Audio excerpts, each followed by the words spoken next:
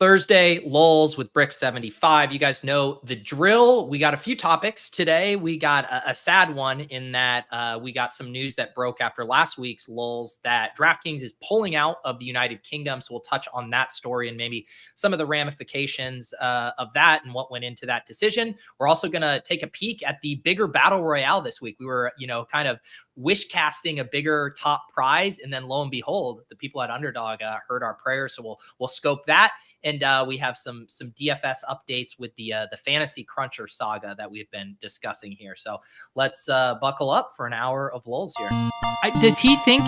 I think he thinks this. He thinks this is a go. Vegas Dave thinks this is a go. Hot naked girls doing yoga. What? Why don't you just win like a man? Random.org. Type in 1 for yes, 2 for no, and let the DFS gods pick for you. And I'm absolutely begging you not to dupe us. Please don't dupe us.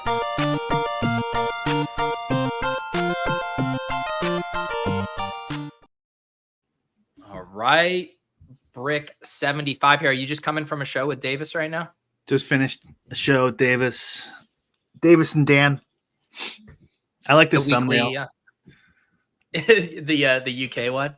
Prince Harry just hates DFS. He just hates it. He was really the one behind that decision. No, the behind the sausage of the Lulz thumbnails is like so many weeks we don't come in with a concrete topic, which is why we've gotten we got the Twins homage last week on the thumbnail. We've had lots of different kind of evergreen remixes, but I was like, I knew we were going to talk about this week. So I told my guy, Chris, why don't you throw something on? And he took some fun creative liberties there. Yeah, that's great. Yeah, just put Prince Harry on there. People will click. Do you know what's so funny about it too is when I first saw the thumb like in the smaller preview version and I hadn't expanded it yet, I thought it was Jason Robbins. So I assumed it was like his face, and then I was like, oh no, that's actually Prince Harry. They kind of look alike from a little bit. Yeah. Jason's pretty short though. I think. How tall is Prince Harry? How tall do you think Prince Harry is? I would guess like he definitely looks taller, but he's probably just hanging out with a bunch of short people. I would guess he's 6'1" or 6'2". Oh, I got their names wrong. Prince Harry's the other one. Prince William. Gotcha. Yeah. I would be hung for that, over there. Wow. Tall dude. 6'3". 6'3". Okay. Yeah. Some of those, celebrities, they always, because it's just, they default to being so short. That a lot of them look bigger than they even actually are. So I'm impressed. 6'3" is a good healthy stature there. Yeah, you figure all that inbreeding would have knocked that down over the years, man. How did the Sims show go with Nerdy and Davis? Good. Yeah, I think I had. We do this one thing where I try to model the ADP projections based on the ADP to make it kind of more or less flow with ADP, because then I hate when Davis is like, that's a horrible pick, I have to override that, because he's so anchored to ADP. So I made these projections, and apparently like Will Mallory was getting drafted, and like a bunch of random people, so like they made their way into my projections because I didn't really proofread it very well. So yeah, we had some funny suggestions coming from the Sims today. So that's the level of ball knowing you need from Davis. It's like, don't overrule this. Just flag the guys who absolutely shouldn't be getting drafted. And that's what we need. Yeah. We said his mom must have played BRs and then drafted her son, like how did he get drafted? Like, doesn't make any sense. It's funny you mentioned the mom thing, because you just jogged my memory on something. It was after I did my portfolio review show on Monday, but I got a DM from like the people over at 1 Week Season, and they said to me, one of our members posted this in Discord. My mom took down the Deposit Kingdom contest using nothing but the scroll and a list of top plays, hand-built lineups, handwritten notes here. I'll pull this like little DM here up on the screen, but mom's out here playing DFS, Brian, and I see if I can zoom in so you guys can see her notes in this image. But just out here taking notes. This is a bad image here. Let me try here. There it is. Yeah. So this is the moms are winning the Deposit Kingdom. This is who you guys are losing to in the Deposit Kingdom contest here. Amazing. She wrote all those notes on, huh? Yeah, a true hand builder at heart. Yeah, CDK Pulse. When I reviewed this lineup, I had no idea it was a mom out here building it. So shout out to her. That's kind of, yeah, and her handwriting doesn't look very feminine. I have to say, she's definitely grinding the man streets here. What were you talking about on a recent show when you were like feminine tendencies? It was something about Davis. I can't remember. Yeah. he's a lot of feminine sensibilities. Yes. Oh, man. Like that. Okay, let's relax. All right, guys. Okay, religious is more. See, Davis love to make. Davis said that people who watch our shows are nerds. They don't want to have sex. And see, this is proving him completely wrong. Yeah, exactly. Does your mom still watch the show, Brian? I know in the past you've referenced her watching Lulz. I have no idea. She doesn't mention it, so maybe she got bored of us. I mean, hey, she would be the only one. Yeah. Wait. Look at the. Yeah, I was just gonna say, that's a pretty professional handle he's got there. Is Travis launching a product or something? What is going on here? Yeah, because didn't it used to just say Travis Petty, right? It was his YouTube name, and now he's added the DFS username in parentheses. Yeah. Mm-hmm. Yeah. Wow. Something. My spidey senses are tingling. Well, Travis is always upset that we're not discussing more DFS drama. Maybe the same thing happened with your mom, that we've just lost that kind of audience. Your mom was just here for the popcorn, give it to me now. And we don't have any tea these days. Yeah. She's like, you're not talking about the Hoop Big T controversy enough. What was someone tagged us right as we went on. It was something like Big T was talking about that Lieutenant Dan guy down in Tampa. Did you catch wind of that story? I saw the tag. I didn't read it. Did you? Because it was like some Florida man thing, right? Very Florida man thing. So the guy like lives out on a boat, has one leg. I don't actually know if he's an Army vet or not, but he's basically gone viral specifically on TikTok because he refuses to leave his boat. He first survived the previous, what was it? Helen, hurricane, and then he refused to leave again. So people have been checking in on him, giving him viral updates. And then like so many Florida man or internet hero stories, it was, revealed that he had been arrested like 15 times, had all these mugshots, but apparently it wasn't that bad. It was just like, not paying tickets, not showing up to court. Like it wasn't anything actually that bad, but it was just one of those classic, put this guy at a pedestal and then the internet comes and tries to rip him down. Did he make it through the storm? Yeah. I mean, I don't want to underplay what happened because I think there's still a ton of devastation and wreckage, but I don't think it was anywhere as close to as bad as people were making it out like earlier in the week. Yeah, that's good. That's good. I mean, my brother lives there, so right in Tampa, so he boogied on out. It's still like right after the last one, such a bummer. But I mean, you got to still keep up with Florida man here. I mean, what was his what was your brother's experience like getting evacuated? Because I saw some horror stories about people running out of gas and in traffic jams. Early. Okay, he left like Sunday or something. Yeah. Does he know if his place suffered any damage? If his stuff is all right? Yeah, I think it's fine. He put a camera out there, but it went dead. Yeah. But yeah, he's on the second floor, opposite side. Like the west side units are facing the water, and the right he's on the right side units or the east side units. So takes less of a beating. Yeah, man, that's scary. Glad he was able to get out of there. Where did he relocate to temporarily? He went north. I can't remember the name of the town, Gainesville or something. Okay. Yeah, that was certainly scary. And it was like, it's always hard to differentiate, right? Like the classic news, like, whatever, kind of like baiting people in with hyperbole and stuff. And, just to get clicks like, hey, I want to get you to turn into the Weather Channel for 24 hours straight because we're going to say this is the storm of the century, versus it did actually seem like the initial forecasts were a Category 5 hitting the coast. And that would have been like incredibly destructive. So I didn't know where to fall on that. Like, should I get baited into thinking this is, horrifying, or should we have kept a more level head? I got baited in. I thought it was going to be a 5 or close to it. It is hard for them to be fair, right? Like they got to warn people and because like what happens if it is the worst and they don't tell everyone, then they're screwed. So right. And I saw a clip from the mayor of Tampa, and she flat out said, "If you don't leave, you are going to die." Like that was her quote, the mayor. And she probably knows she's being hyperbolic to just be like, I don't want to leave a shadow of the doubt that the most optimal thing to do isn't to evacuate. Mm. My buddy told me I went golfing yesterday with my buddy. He's the one who has the QAnon friend who gives him updates on the conspiracies. Yeah. And so there was one for this one. He told me it is so there's a underground tunnel, of course, from Florida to Haiti, so they could traffic children, and it's in these tunnels.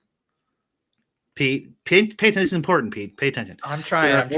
There is in these tunnels. There's like a lot of like activity and stops along the way, and from the heat from those locations is what started the hurricane that we have all befallen the poor people of Western Florida. Wow. And all this time we've spent worrying about building a wall above ground. Little did we know it was the wall below ground that we needed to build, Brian. Mm-hmm. So that's the latest update there. Not to get political, but to get very political. Do you have a lean right now on who you think is going to win the election? I think the betting markets seem about right to me. Were they up to like 53% or something?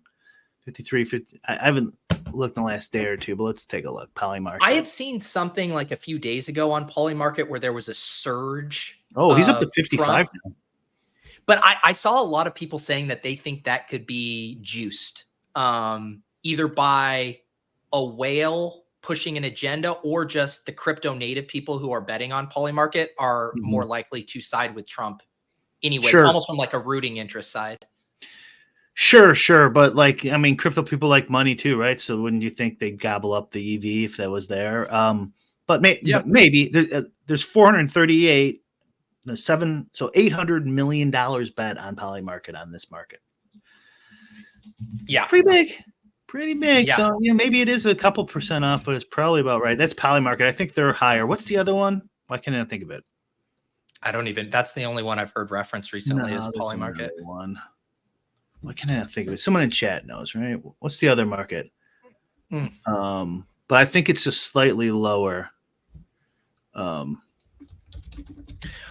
Yeah, because I had read some stuff too where it seems unlikely, but someone thought that like Elon might be just like pumping money in there just because you get news stories, the narratives people latch onto. I don't even know how much kind of that momentum narrative in a crypto betting market would actually help your actual cause to winning the election, but was an interesting theory being floated around. Chat came through. Predict It's the other one. Predict It. Okay. So 53. They do cents. 53 cents. Looks like there's VIG. There's 3, 4, 5, 6, 7 cents of VIG. So 2% edge for Trump there. That somewhere around there feels right to me. What do you think? I mean, it seems to me like Harris is going to win. Okay. Would just be like my gut just from like observing things, but that's why I thought it was interesting that in those crypto markets that Trump still was leading. What did you end up? Weren't you the one who had the call like early on to buy Harris as the nom? Did you end up getting some nice odds on that? No, Davis did though. I don't have accounts in any of these sites. I don't even know where he's betting. Some of these sites don't allow Americans. But Davis is the one out there scooping up all the EV. Yeah, because it was like I can't remember who was. They were giving it all to Gavin Newsom or something. Yeah, and it's like, and I was like, it's clearly going to be Biden or Harris. Like, because if Biden pulls out, like they're going to be very hard to not pick Harris and not piss off your base. Yeah, he got her at like 13 cents or something, and then he sold her when she got up to 48. So he treated her just like a fucking Tyler Hero moment and just sold the Pico top. He did. Yeah. And then he always complains, like, why don't I ever win? It's like, you got the Tyler Hero moment. You got the Kamala Harris. You played perfectly. Did when you because you recorded with Davis, not just the one you did, but you did the take cast. Was that before or after we recorded the Swolecast on Tuesday at noon? Which I'm not following. When did you record your take cast episode with Davis this week? I'm just trying to follow the Tuesday. the mood. Okay. Tuesday morning. Okay, so you recorded before. Did you see his rant of the Swolecast? Is that yesterday? Okay. Yeah. Yeah, Tuesday. Yeah. Davis tweeted out the clip of it. But Kitchen just like set him up and he's like, hey, it seems you've been negative. Do you want to speak on why you're being so negative? And he just launched into a 2.5-minute rant about how nothing is going his way this season and he's lost multiple mortgage payments and just a big pity party, a hilarious pity party. But then I was listening to him on your show and I was trying to guess if this was pre or post that rant. Yeah, it would have been pre. Our show would have been pre that Swolecast. Yeah. Yeah. Yeah. So we got to remind Davis of the moments, like one of the only people to just make a shit ton of money in the Top Shot craze and not write it to zero. That's exactly what I told him. Always hold that. That's exactly what I told him when he was doing his rant. I'm like, you were the only one besides the Top Shot founders who made money on the NFT craze. Oh man, it does. He's I mean, you guys are doing shows. It seems like he's getting. I mean, he's taking the Battle Royale stuff pretty seriously, right? Yeah. Did you listen to the take cast? It was hilarious. I did. It was so funny when he mentioned you. It's like he's like, I don't want Pete to lose. I'm happy for Pete. It's like, doesn't sound like you're super happy for Pete. No, Davis is like would be the first person to admit that like he's not actually happy for his friend. Like in the hierarchy of things, Davis. The only way Davis could be happy is if like he was winning too. Then he'd be like, oh, we're all winning. But yeah. I think it's like the first one. He was like, well, okay, that's great for Pete. And then the second one, he's like, it's a lot. You're winning a lot here. The third, if you win again, it might just send him. If you win this week, it might send him. Yeah. I'm going to try. I would love to encourage another Davis rant. Speaking of the of BR. So it was last week on this show. I think it was at the end. We were kind of just spitballing like prizes, payout structures, like what could be possible. Could we ever get more than 30K? And our guy Numi and Hope were listening to the show. And then I saw Numi talking about it a little bit in the Discord that he was down to experiment. And lo and behold, Brian, we didn't get quite the 100K up top, but we at least got up from 30K to 50K this week with a $7 price point instead of $5. And I also like the total tournament size has come down from about 70,000 to 55,000 here. So thoughts on the week 6 Battle Royale structure? I like it. It's solid. I get the not doing 100K. It's probably too risky, but can you scroll down? This I didn't look. What is the minimum payout and what is the amount of people? So okay, so they dropped that, right? Because that normally would be 14. Yep. And then they're paying out about 10,000 of the 55. Is that right? Yeah, about. And what was it last week? 14,000 out of 60, right? Yeah, 60. So they dropped that as well. So they actually did exactly what we suggested, pretty much. Yeah. Yeah, and it's still obviously a little bit more top heavy. You still get, they keep consistent with 10th place being 10% of first place. 10th place getting 5K, still very nice there. First place 50K, second 25K, third 15K, fourth 10K there. And I think it's fun. And I think $7 is like such a good price point for. It doesn't give you sticker shock at the 5 in the way like the $10 price point would, I think, for people who still want to max this. And the people who are maxing for $750 are still gonna max at what is it, $1050 or whatever. So I think it was a good solution. So it looks like they dropped the what's it called, cash line from about 25% to about 18%. Yes, and then they dropped the cash line from double your entry to whatever that is, 1.5 your entry. So what you can expect here then is when you don't do well, instead of getting between 500 and 600, forget rake back for a second. Like if you maxed this, it would be, before it was $750 to max, you would get like 500 to 600 back probably when you don't have a great week. Now you're looking at, 350 to 450, or maybe a little more than that. So, I don't know. It's so psychological. When you do bad, you want the other way. You want the old way. When you do good, you want this way. Well, let me ask you, here's the distinction. Do you think there's a difference in the Battle Royale? This is something I've been thinking about. And let's assume a 150 maxer. Do you think there's a difference between optimizing for total ROI? Let's even say like in the previous contest where the min payouts were better, or optimizing for first place, or let's even just call it a top 10. Do you think that's a distinction? There probably a little bit, but not much. I think it's more, you have more edge in this if you're a good player. The flatter the payout structure, the less EV, less ROI I think you can get. Mm-hmm. So if you're good, you want this. But like for actual strategic purposes or whatever, I doubt it. Like it's like you should like the way if you were doing like making your own sim at home and you wanted to save computing power, or maybe you just want to do, you might not even sim like, oh, this lineup took first, this lineup took second. You might just go, this lineup's the top 0.01% lineup. And they're all about the same up there. Because like if Kelsey drops a catch or catches a touchdown, it's so random who gets first or who gets seventh, that you just want to know lineups that do perform in that upper echelon. Yeah. So like I doubt this would change that, It's so true. And we've seen it, in these past weeks, right? There end up being like the 2 to 3 players you absolutely have to win the slate. And then the margins are really thin elsewhere. Like it's been playing out at the tight end position. It's like you get 16 from Kittle, you get 19 from Bric, and then boom, you get 22 from Kraft. And it's like, all right, whoever scrolled past Kittle and Bric to Kraft gets to win, in that specific slate. Or, all this running back scoring is happening in a tight band. And just like whoever landed like on those margins, it's so close. Yeah.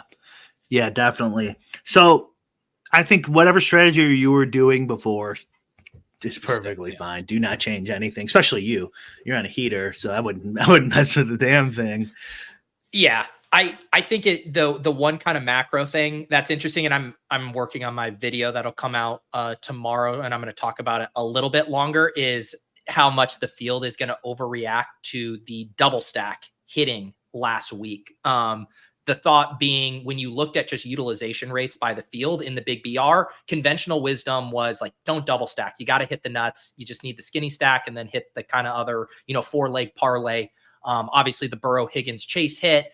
And I am thinking, when I hit, I did it in the smaller contest because I'm very okay doubling in the smaller contest. I had no double stacks in the big BR, even though that's what took it down. And I wonder if we see the field overreacting to that this week and wanting to jam double stacks because that's what hit last week. It's too bad we're not ready yet, but we're adding that. So you will have predicted combos hopefully coming up in the next, and you can go and look and go, oh, well, looks like there's going to be a whole bunch of whatever this week. Let's try and avoid that. It looks like you haven't entered one yet, huh? No, I'm a late week drafter. I like do all my research, get everything like for my video and everything on Thursday, hop in a few wildcats to just get like a lay of the land. And then I save, like I go hard. I've been doing some of the Thursday night, this primetime slate. But I go hard Friday, Saturday, Sunday morning. Okay. Yeah. That's how I think you should do it, probably. Unless you're a real no baller. And I've talked about it before. I just don't think if you're, as far as the 6-mans in the BR, I think there's almost zero edge to like drafting early. Like what you're gaining is so minuscule unless you have a read on a 6th round guy becoming a 1st round guy. And if you do, like, go for it. I do completely agree with the people who pile into these dog bowls early.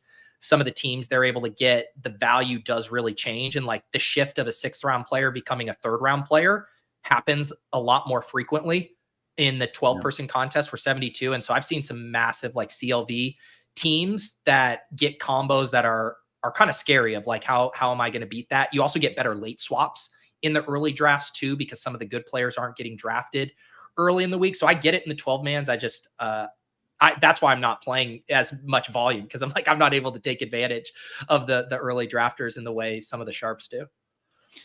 It definitely matters. We talked about this actually in our stream we just did. I busted out the spreadsheet to prove it, but it does matter. So you could draft earlier and it would matter. I kind of think of it like what people who the Sims are in their head, no balls. They all think they're Utica. It does matter. I just think the amount of people who can actually pull it off is a lot less than who think they can pull it off. Who can no ball on Mondays well enough to get that lineup that no one else could possibly get by Sunday, especially because it's so random, like the injuries, who's going to play and stuff like that. Like, you can't know that. Well, and I think where the biggest edge to early drafting is if you're doing any kind of your own originating for projections, because a lot of people wait. The ETR overall projections come out on Wednesday night, and then their Battle Royale ranks come out Thursday afternoon sometime, and a lot of people wait for that. And so if you can either do a good job at predicting those ranks or originating your own projections or ranks, I do think there's kind of an edge in there with some pretty broken ADPs early on. And then they kind of quickly correct once ETR kind of becomes the bellwether for where like efficiency is. Yeah, definitely. Let me just show this spreadsheet just for show it. Yeah. Illustrative purposes. It's the simplest thing you can possibly imagine, but sometimes making something using simple examples kind of gives you some clarity. Let's see if I can find, I think it's this one. Can you see this here? Yeah. So this was a different example actually for explaining equilibrium. So let's just say this is the DFS gods ranks. Wait, we're not playing DFS. We're playing best ball. So the best ball gods, which are different than the DFS guys, you got to make sure you get your sacrifices in order, right? This is how we've been winning. Best ball gods are far less benevolent compared to DFS gods. Their sacrifices cruel. They demand. They're much higher of your time. And of your mind, right? Like when you get sniped, you don't get sniped in DFS, right? It was so funny real quick before you do this on the deity theme. I was literally thinking when I was listening to Davis's rant, I was thinking of the biblical story of Job and the Lord giving him all these tests where, he loses his house, he loses his family, and then he comes to, that's what the best ball gods are doing to Davis right now. They're giving him the Job test and seeing if he will still remain faithful to the best ball Lord and Savior. A guy who would hate a religious analogy too. So yeah. All right, go ahead. So let's assume forget football, right? Forget names, forget projections and all that stuff. The best ball gods are just saying this is the order. This is perfect order. Forget about correlations and positions and stuff like that. If you are going to draft, this is what you want. 1, 2, 3, 4, 5, and 6. That's the combination you want. The best ball gods said it. Now, the problem is you got other people in your draft. So they take, the second player. Well, now what do you want? 1, 3, 4, 5, 6, 7, right? So now, but there's a bunch of people drafting. So let's say they take, all these guys. What do you want? You want 1, 10, 11, 12, and so on. Best ball gods deem it so, right? Forget about all your no ball stuff. It's as simple as that. So if you can get that combination earlier in the week, then you have to have an edge by Sunday. So I think this simple analogy kind of proves that you can technically draft earlier in the week and get 1, 2, 3, 4, 5, 6 when you otherwise couldn't have. Now, but in practice, I'm not sure anyone's actually doing that. I'm not sure actually there's enough no ballers who can pull that off, or there's enough realistic information that you can get to the best ball gods levels of prediction to make this happen in practice. So you'd much rather just draft Friday, Saturday, Sunday. Right. But I think there's no doubt that if in theory you could theoretically get 1, 2, 3, 4, 5, 6. Yeah, I think it's to me the line, the way I think through that, not that specific example, but just how it actually plays out is on a given week. And again, with the buys, it's been shrinking, pre-buys, it's anywhere from like 7 to 8 to like 13 to 14, like elite players where I'm willing to say I will take any freaking combo of those top players that I can get on a slate. And then it falls off a cliff as far as like all these guys are relatively similar, whatever. And so to me, then the question is early in the week, is there a chance you can get a player from outside of that band who's outside of that range that ends up in that range for some reason because of her projection bump, an injury bump, the game gets better, whatever factor would push them up into that. And it's hard to think of like a lot of good examples of that in the 6-man contest of a player going from outside that range to like a must click, short of like a star running back getting injured and their backup running back getting vaulted there. Yeah. Yeah. So like for the binary thinkers out there, I'm not claiming that you should draft on Monday because you can get the 1, 2, 3, 4, 5, 6. I'm making the opposite claim, actually. Like, I don't think you probably can. But just for theoretical argument's sake, in theory, someone could get that order of players, the nut order of players earlier in the week. I don't think it's very practical that anyone's actually doing that. But you could. Yeah, you could. So like I think that's why people draft. One of the reasons they rationalize it. They like drafting. They like drafting early, and they rationalize it with this kind of this. I'm not even sure they're putting in this level of thought into it, but they theoretically could draft BBM 6 or whatever it is next year. The day it comes out and get that team that no one else is. I've actually, you just scared me because I remember last year being, I was shook when I saw Underdog launched the first pre-draft contest. It was on like January 25th or something. And like, I don't even think the conference championship games had happened yet. And I was like, this is goddamn too early. Like, I'm the old guy shaking my fist. Like, I want to draft year long, but this is too early. Like this year, I would not be surprised if we get something launched like January 1st at this rate. Every year it just inches back earlier and earlier. I mean, why not? Hey, chill, Brian. I was literally thinking today where I was like, man, I love the season. I love like the process of everything and playing DFS, but I was already kind of just like, daydreaming about, man, I can't wait for April when there's like nothing going on and I can just have like a longer leisurely morning and go for a longer workout and fucking do some yoga or something and like not have everything be in just like a pressure cooker of one thing to the next. Yeah, well, it'll be here before you know it, Pete. It'll be here before you know it. Yeah. If they started earlier, Pete, you could draft the nuts earlier. Did you ever think of it that way?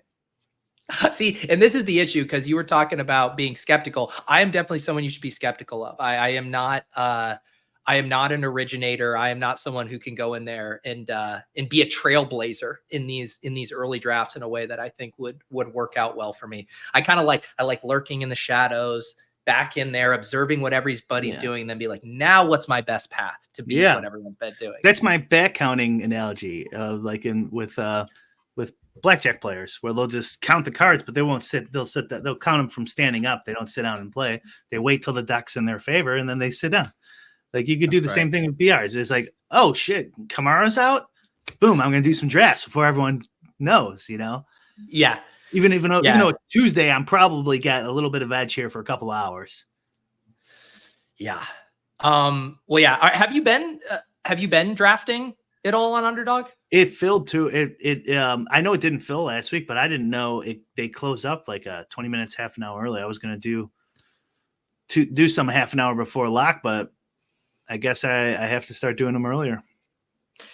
Yeah, it'll be interesting. And one other part to this conversation, you kind of hinted at it before, but to make this work with the bigger contest or the higher price point is they did pull from a few other places There's a couple contests that had been out in the lobby before. I think some of those like winner take all contests, the goal line stand, which was the other 12-person contest. So the lobby doesn't have quite as many options this week because it ultimately ends up kind of hurting the fill rates on this stuff. So I know that was also one of the sacrifices. And, you know, when those of us are shouting for bigger prize pools, there's always someone on the other side of the spectrum being like, why is that contest not up there? That was my favorite contest. So it is a push pull for them to be able to run a viable business and have the contest everybody wants.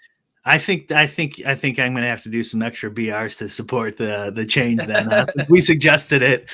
Yeah, I'm going to have to get some in this week. I think because of time, like, so last week I did end up maxing BR. But I don't know if for time, I think my goal this week will be to get to 100. I think I can get to, I was a little frantic even getting to 150 last week there at the end. And I never want to be in the spot where I'm like kind of dusting it off, punting it off just because I'm like OCD and want to max it for some arbitrary reason. Right. Yeah. 100, you know, you could do, you can multi-table, I think.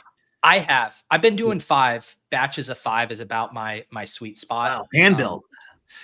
Yeah.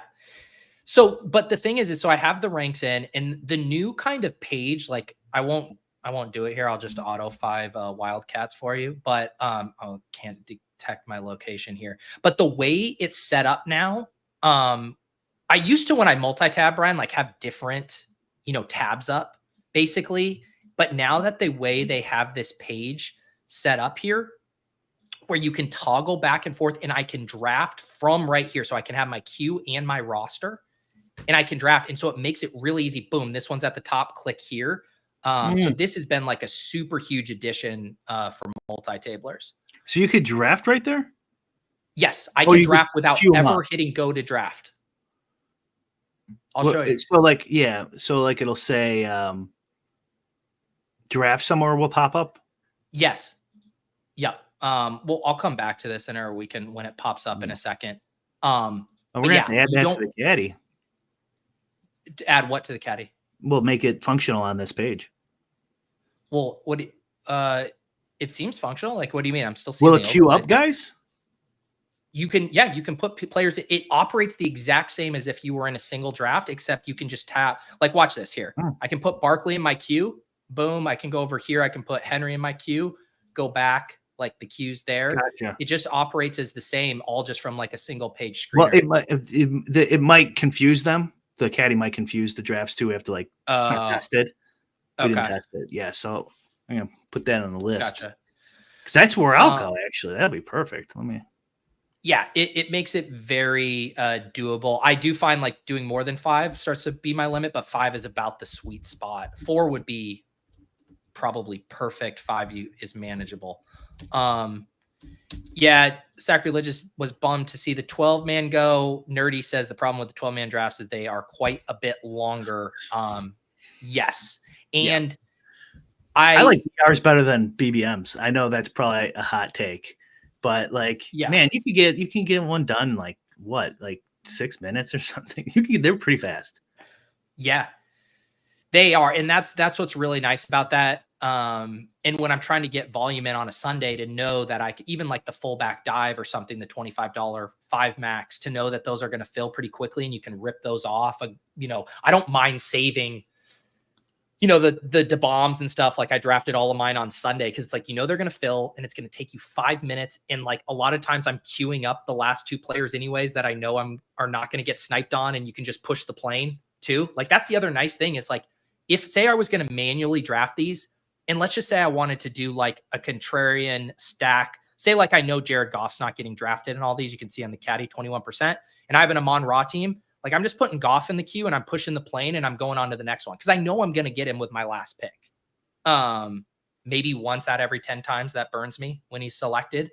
But like you can even ratchet up your efficiency beyond just making 6 picks. Yeah. Yeah, this is like the early stages of poker, you know, when back in the day when people started multi-tabling. I'll show you here once this guy makes the pick, just like how it works. So see, I'm on the clock here, Brian, and just from here, I can hit draft. without ever hitting Okay. go to draft. So it's just like been the same thing. And if you queue him up, where does it queue him up now? So if I queue a player, so I'm picking third here. If I queue this up, now see how I have my roster, and then I can click queue, so I can toggle back between roster. Got it. Okay. Yeah. And then you could draft from that queue right there, right? You could. Exactly. Then I can just draft here, hit drop down draft. And so I just have this screen up, and you can just toggle back and forth, and it's really nice. Yeah, that's cool. Yeah, I got to make this really user friendly, because this is what's going to fill you.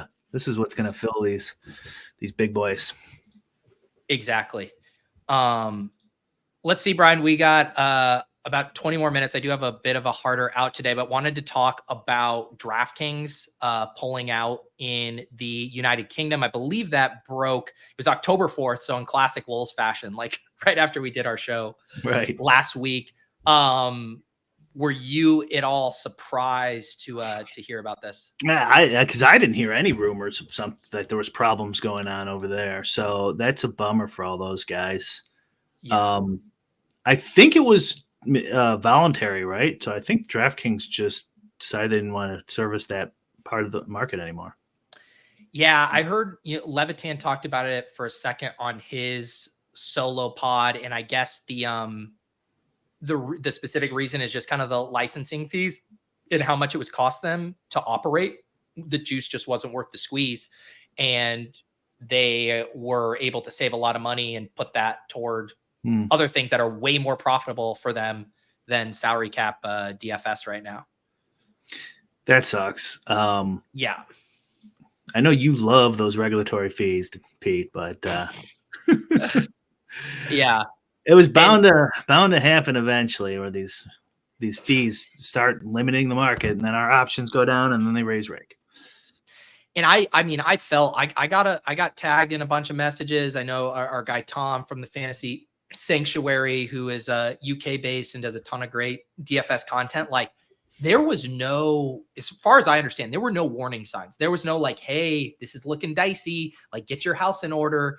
It was like they woke up on October 4th to a message that they immediate closure and providing instructions on how to withdraw the funds. And like, that sucks, because you even think about like from a content creation standpoint or whatever, like Tom like literally had just asked me to be part of a DraftKings like evergreen strategy video he was working on for his thing. And then it's like, you're getting rug pulled. Like, his content probably would have gone in an entirely different direction this summer, what he was trying to do. It's just like the immediacy of that announcement just really sucks. Yeah. Do you think it was like there was just so few people playing, and that they're just like, who cares? Like, we'll just announce tomorrow. Yeah. Response to DraftKings said it's a move of ongoing efforts to optimize the company's business. Ooh, I don't like that sound of that. No. They optimized the rewards program last year, and then that wasn't too great for us. The word optimize isn't even like, it's just like quite literally saying the quiet part out loud, as opposed to like, you could soften that language up. You're getting less. You're all getting less. Man, it's such a bummer, man. Because what they need to do is more and more. We need more markets. We need more advertising. If they're not going to lower rake, we need more people playing. Yeah. And I'm not obviously in tune with like the specific legal costs and licensing stuff in the UK, but like we've seen that play out with all kinds of stuff, right? For even Underdog in various states. Like sometimes they just have to wave the white flag on a state and being like, the amount of handle we pull in, for best ball fees is just like not worth how much we're going to have to pay this state to operate here. I want you tonight, at the dinner table, go, I've been meaning to talk. We need to optimize our relationship a little bit here, honey. Like, immediately it's going to be like, that doesn't sound good.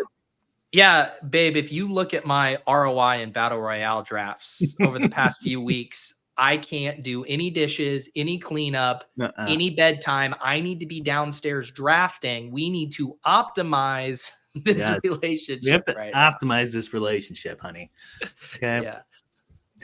But yeah, it sucks too, right? Because even if it's a small portion, like now those are players that aren't part of the DraftKings player pool, right? Like it's another thing, like further limiting the growth. Like I would be curious if it actually has an impact on the sizing of any contest, like if it's enough to move that. I would bet maybe in the soccer space, right? Like I assume a lot of people over there like DFS soccer.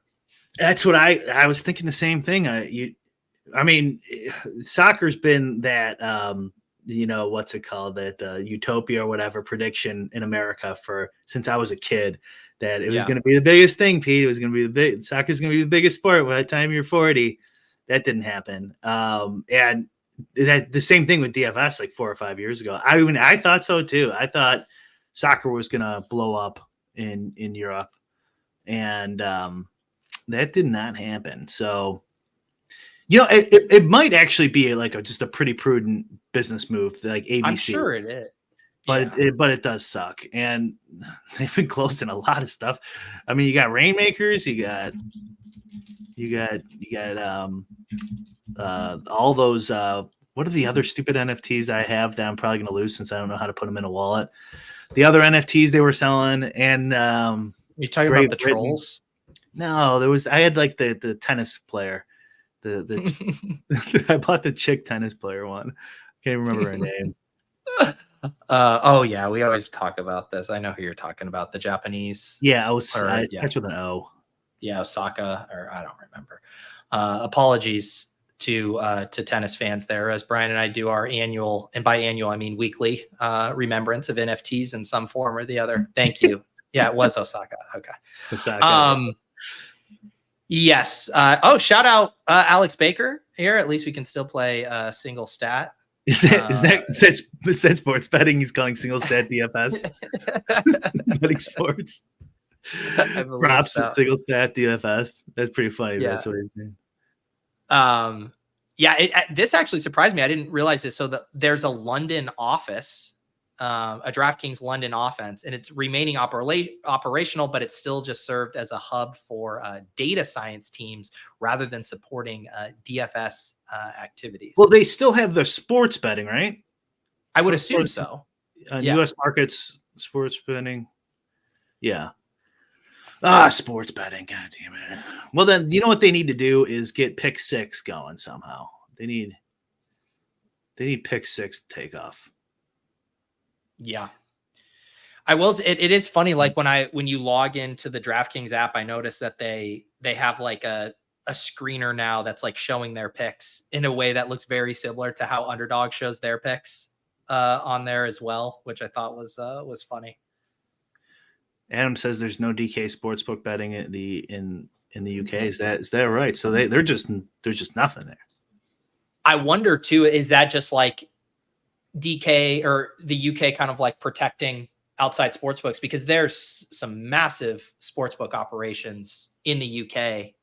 And if they just kind of say like, we're not going to allow like an overseas company to be able to have an imprint there, that they just want to keep it local. Because I'm sure DK would be willing to pony up those legislation fees if they could operate there. Maybe they wouldn't. Maybe that like they don't think they could get in the market share that people have already got their sports books. Which again, like comes back to like when DraftKings, wouldn't that be the way to onboard potential sports bettors? Like you get them to come play DFS because that's a unique product relative to what they have access to, and then just stick around and bet on our sportsbook while you're at it. Yeah. But yeah. Let's see here. Someone was talking about the UK bookmakers pay a levy of percentage of profits as no tax on gambling winnings. Okay. Interesting.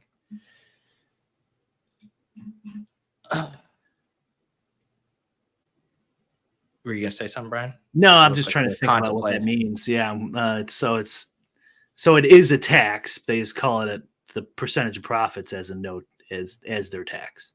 Yes. Is that what that means? Yeah. Yeah.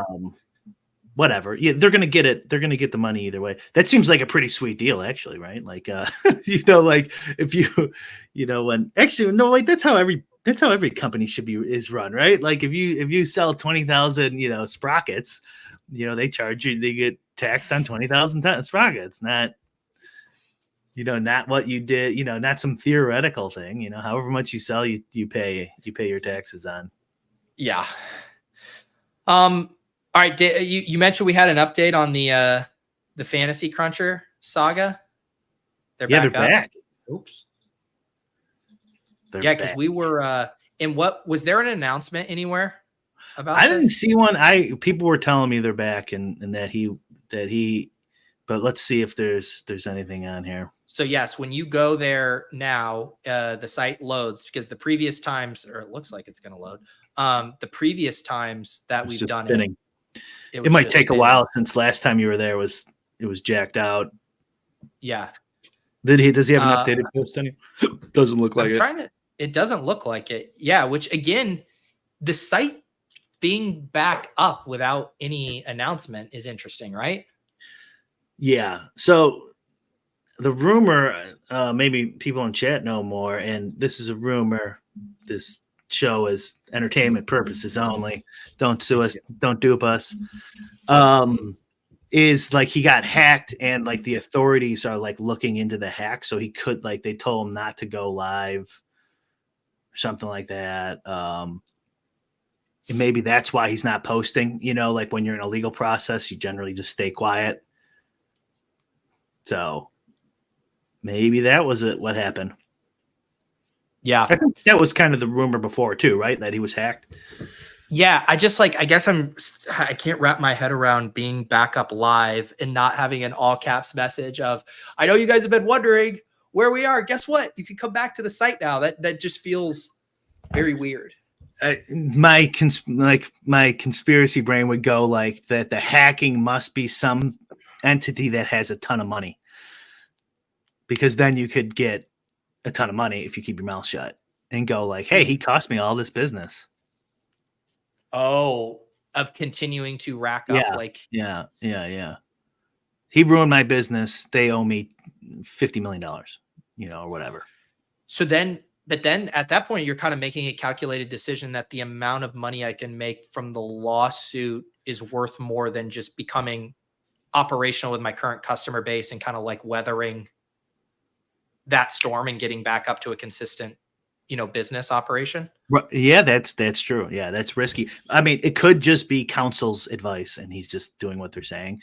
It could. Yeah. What if it's like a criminal proceeding and he wants this person to go to jail for a long time or something, and he doesn't want to jeopardize it? Because if you scroll down here, you could see his cryptic text from before it went down. That you can delete. Yeah, well, it's very weird. You can delete just above. It was just above that, I think. So yeah. Oh, oops. This is fine. Yeah, you can delete whatever tracks you think will save you. All caps. But something tells me Amazon has logs of it. So like he clearly thinks the person knows him who's doing this. He thinks the person knows, right? Right. I mean, it's like, because otherwise, if you think it's just some like random Russian hacker, they're not seeing this on Twitter. Like the assumption is that someone is coming here to watch the meltdown and like revel in it, basically. Yep. Yeah. Yeah. So I think officially we can name Dinkmeyer as a possible suspect. Jesus. There's a motive. There's history behind it. Now I will not speak. I'm kidding. Yes, not financial advice, not joking advice. Brian, what else do you got going on? I have to wrap up a little bit early. Got a guest podcast appearance to record today.